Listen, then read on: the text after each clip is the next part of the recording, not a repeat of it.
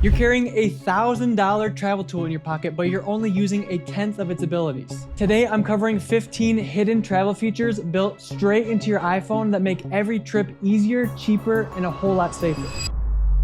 Let's start with the one you'll use on day one, probably within an hour of landing. Imagine you're in Thailand trying to decipher a restaurant menu written fully in Thai. There's an easy solution. Open your camera app and point it at the menu. Down in the bottom right corner, you'll see a small icon that looks like a box with lines of text inside it. Tap that and your iPhone pulls all the text right off of the page. Then tap translate and the whole menu comes back in English on your screen. To translate an actual back and forth conversation with a local, open the translate app and tap conversation along the bottom. Then tap the view button and choose face to face, which flips one side of the screen, making it easier to use. Tap the microphone, say your sentence, and your phone speaks the translation out loud. Then the other person talks and it flips automatically. Before you leave home, make sure to download the languages of the countries you'll be visiting so you can use them offline. To do this, tap the three dots, then languages, then the little down arrow next to the language that you want. Offline translations come out slightly less accurate than if your phone has an internet connection, but slightly less accurate still beats not working at all when you're at a restaurant trying to order eggs and acting like a chicken. Quick heads up on this next one, it requires an iPhone 15 Pro or newer. If you're on an older phone, stay with me anyways because I got a completely free workaround in about 30 seconds. And every other tip on this video will work on your phone. Okay, so imagine you finally make it to Machu Picchu or the Taj Mahal or wherever you've been dreaming of going for the past 20 years. You line up the perfect picture angle only to realize there's 7 strangers in the background ruining your shot. Easy fix. Open that photo, tap edit, and tap clean up in the row of tools along the bottom. Then either draw a circle around the person you want gone or just tap them. Your iPhone makes them disappear and fills in the background like they were never standing there. Again, this feature only works on newer iPhones that come with Apple Intelligence. If you're on an iPhone 14 or older, download the free Google Photos app, open your picture in there, tap edit, then actions, and then choose the tool called Magic Eraser. It does the same job. Next is a trick that sends you reminders based on where you are instead of what time it is. For example, in Europe, some trains require you to validate your ticket in a machine on the platform before you get on. If you forget, you get a big fine. So what you could do is set a reminder to validate the ticket that fires automatically the second you arrive at the station. Or what about a reminder that automatically triggers at the airport? It could say, photograph checked bag with tag attached to avoid luggage tag scam. This is a dirty scam that has landed innocent travelers in foreign jail, and I break that down in this video. You can also set reminders to fire when you leave a place. I don't like using the hotel safe, but if you did, you could set it to remind you to grab your passport from the safe when you leave the hotel. To set any of these, open reminders, type what you want to remember, tap the I button, turn on location, search for the place, and pick arriving or leaving. Or while you're standing in your hotel room, you could simply say, "Hey Siri, remind me to grab my passport before I leave here," and it will use your current location. There's one small caveat to know about this trick though. The smallest location radius that your iPhone allows is about 330 feet or 100 meters. That means it won't catch you at the lobby door, it'll catch you a block down the road. But that still beats finding out at the airport that you forgot your passport. Your phone can protect you in bigger ways than this too. Later, I'll show you the one setting that could genuinely save your life if something goes wrong overseas. But first, your phone can also help you avoid overpaying for stuff. Like when you're looking at prices in pesos or yen or baht, and you're doing that thing where you stare at it harder and harder and harder, trying to do mental math in your head while everyone's waiting for you. There are 3 much easier ways to handle the situation, and the third one is my favorite. First option, open your calculator app and tap the little calculator in the corner. Then select convert. Tap the unit labels to pick your 2 currencies and type the number in. You can also swipe across the categories at the top for length, temperature, weight, and speed too, which comes in handy when you're dealing with units you're not familiar with. The second currency conversion option is to point your camera at the price tag, tap that same text icon in the bottom corner, which grabs the text from the image, then tap the number and your phone will offer to convert it right there. This is nifty, but I found that it doesn't always work reliably if the price tag doesn't actually show what the local currency is. If it just shows a number with no symbols, it's not going to know what to convert. The third and easiest option is this. Hey Siri, what's $40 in euros? Done. Next is a trick that'll help you avoid oversized luggage fees. If you don't have a measuring tape handy to check if your bag meets the sizing limits, No worries. Your phone has a tape measure built into it called the Measure app. Open the app and move your phone around slowly until a white dot shows up on the screen. Line that dot up with one corner of your suitcase and tap the plus button. Drag it to the other end of that same edge, tap plus again, and it locks in the measurement. Do that for the height, width, and depth, and compare it to whatever the airline lists on their website. There's a shutter button in there too, so you can save a photo with the dimensions printed right on it. If you're using soft-sided luggage, I always recommend measuring your bag when it's fully packed. Soft-sided bags bulge once everything is inside, and that bulge is exactly what gets you flagged at the gate. Speaking of packing your bags, I built a free tool for you that'll make your life easier. It's a custom packing list that automatically populates what you need based on your type of trip length, and climate. You can also add in your own items and check them off as you pack them. It's totally free and you can grab the link in the description.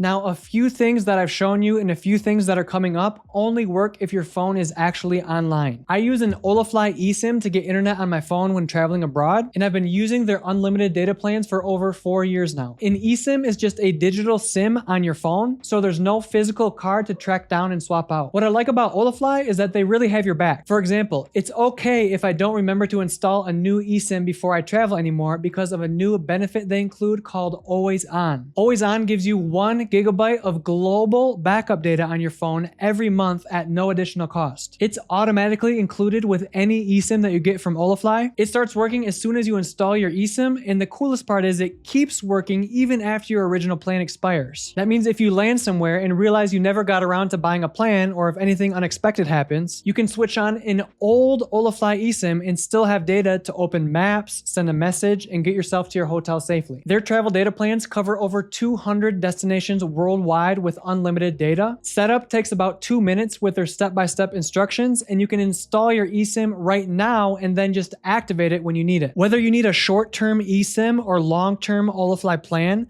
you can get a discount using the QR code on screen or the link in the description with code PROJECTUNTETHERED. Big thanks to our friends at Olafly for sponsoring this video. Now let's move to the airport because a bunch of these iPhone features make your actual travel day way easier. Let's say someone is picking you up from the airport and they text you asking for your flight status. There's a trick you may have seen before where you can send yourself an iMessage with your flight number, like UA1010, for example. Then your iPhone turns it into a link which you can tap on and select Preview Flight to see your flight information. You can also do this in Apple Notes or the Spotlight search feature. Go ahead. Try it right now with flight UA1010 because it might work perfectly on your phone. Did it work? Let me know in the comments if it did, because it seems like this trick is hit or miss these days. On all 3 of our iPhones, some old and some new, it no longer works. And I'm not the only one. People have been reporting this since updating to iOS 26, while those still on iOS 18 say it works fine. So if it works for you,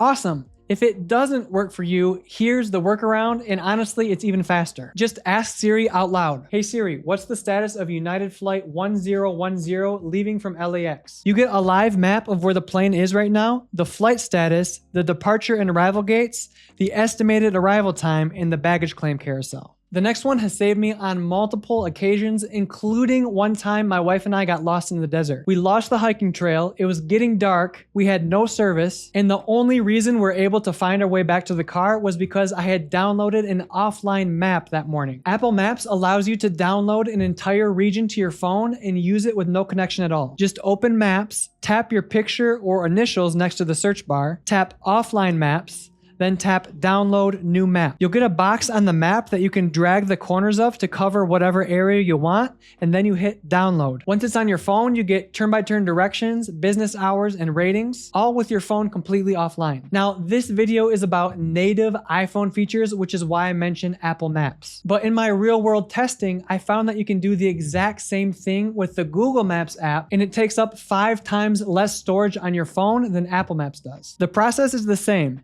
Tap your profile image, then Offline Maps, then select your own map, then adjust the box over the region you want to download. If you've learned something so far in this video and want more videos on how to travel safer and smarter, hit the like and subscribe button. It's an easy, free way to support the channel, so thank you in advance. There's nothing worse than standing at the luggage carousel, patiently waiting until the belt finally stops and your bag isn't on it. You can make the lost luggage experience much less miserable by just throwing in an AirTag into your checked bag before you travel. This will instantly show you exactly where your bag is located, and you can actually share a live live tracking link with the airline so that they can reunite you with your bag. To do this, open Find My, tap Items along the bottom, tap the AirTag in your bag, then scroll down and tap Share Item Location. That generates a link you can give to the airline, and their staff can pull up a web page showing exactly where your bag is on the map. Right now, 36 airlines officially accept these links, and more are bound to join in the future. Certain airlines have also quietly updated your digital boarding pass on your iPhone. Most people just add their boarding pass to their Apple Wallet, glance at it once at the gate, and that's the whole relationship. But it does considerably more than that now. First, add the pass to your wallet using the airline's app or the confirmation email the same way that you always have. Once it's in there, your flight status shows up live on your lock screen. That means gate changes and delays land in front of you without you even having to open anything. There's even a link on the pass that drops you into Apple Maps with the airport terminal loaded so you can easily navigate to your gate. You can also share that live flight tracking with one tap, which is super handy for pickups. Right now, these smart boarding passes are only available on certain airlines, including United, Delta, Southwest, American, and a handful of others. Hopefully more airlines join in the future. That said, before any of those things matter, you have to make it through security, and Apple changed how that works as well. You can now create a digital ID in your Apple Wallet using information from your passport and use this